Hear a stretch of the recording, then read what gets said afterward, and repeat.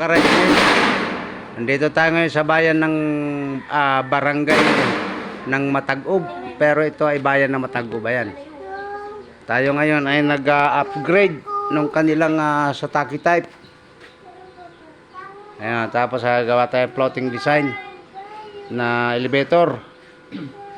Bago na lahat ito. Ayan. Naglalagay tayo ng glass. Ayan, nilalagyan natin yung pito niya ng glass, pero yung ano na yan, yung pito na yan ay inano din natin, in-overhaul din natin yan. Okay. At lalagyan na rin natin ito ng suction blower. Ayan na, naka-ready na yan. Okay.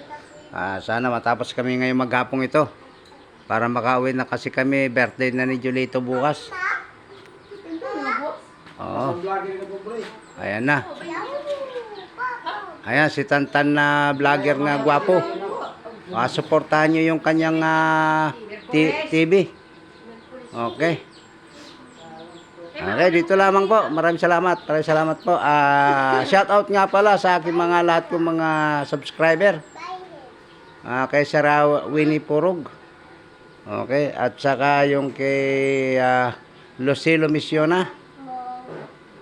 Okay, Chris, dyan po yan sa pangalan nito. Bohol. Dawis Bohol. Okay po.